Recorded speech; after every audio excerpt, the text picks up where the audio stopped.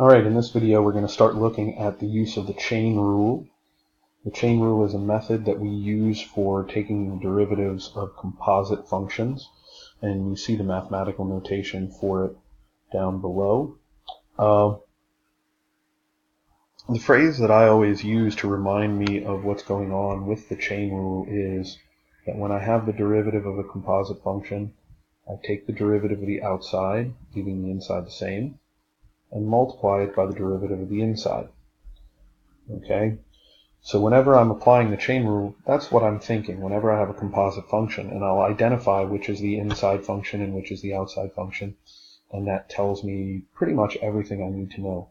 The chain rule is crucially important. For years, I've kind of used the phrase, the chain rule. It's kind of a big deal. This is going to be probably one of the more important concepts from this first marking period of AP Calculus. It's a rule that comes up over and over again all throughout all of our taking of derivatives in the future. And so it's one that we have to really understand. Otherwise, it's going to make our life very difficult. So let's start looking at some of the examples. We'll look at example 1 here first. We're going to find the derivative of this function, y equals the quantity 2x to the third plus 3x squared minus 5, all raised to the third power. So in this composition, the inside function is 2x to the third, etc. And the outside function is raising something to the third power. Okay? So to find dy dx is going to be the derivative of the outside function, leaving the inside the same. So when I have something raised to the third power, like if I take the derivative of x to the third power, the derivative of that is 3x squared. And so when I have some other thing raised to the third power, the derivative of that is going to be 3 times whatever that thing is, raised to the second power. That's taking care of taking the derivative of the outside, leaving the inside the same. Now I want to multiply this by the derivative of the inside, and the derivative of this is 6x squared plus 6x. And the last thing I'm going to do is kind of simplify this by factoring everything that I can out of the various factors, and I can factor 6x out of that last quantity.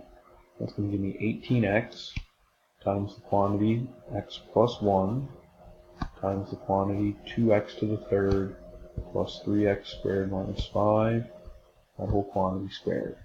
And there's my derivative in example 1. Okay? For example 2, we're going to kind of apply Leibniz style notation. If I want to find dy dx and I have two functions written in different ways, instead of combining them as a single function, I can handle them using the Leibniz notation.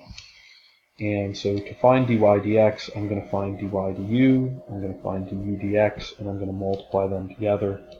And the last thing then that I'm going to do is I'm going to evaluate dy du at u equals g of x. So let's see what that looks like.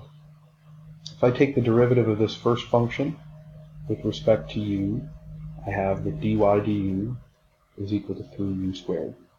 If I take the derivative of this second function with respect to x, I have du dx is equal to 2x plus 4. And so dy dx is equal to dy du times du dx. And I need to evaluate u at g of x. In other words, all I need to do is replace u with what it's equal to. And so I've got dy dx equals 3 times the quantity x squared plus 4x times the quantity 2x, forgot to square that, times the quantity 2x plus 4.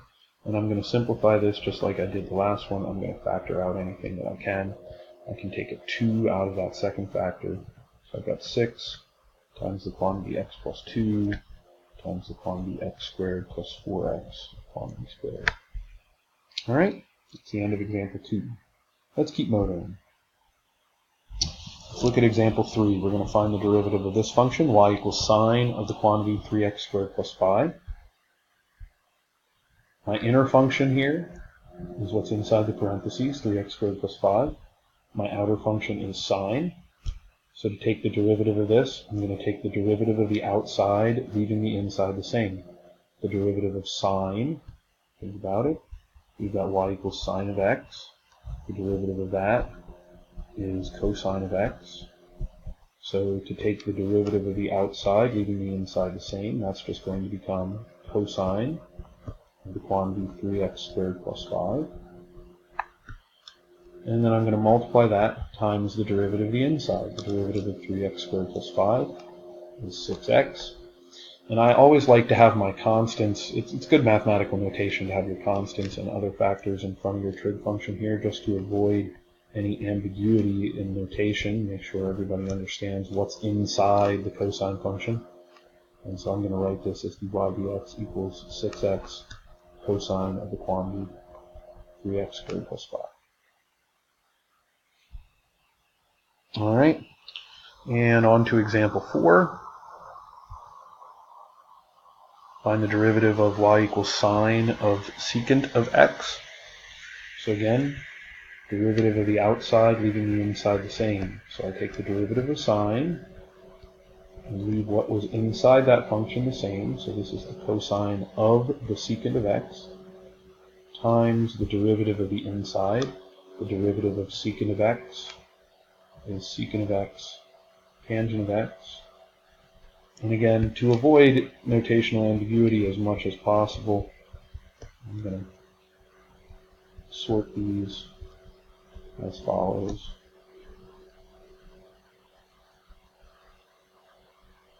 And there's my derivative, dy dx. Alright, we're going to stop there for this video. We'll come back next time and look at examples 5 and 6 from this lesson. See you then. Hope you're having a great day.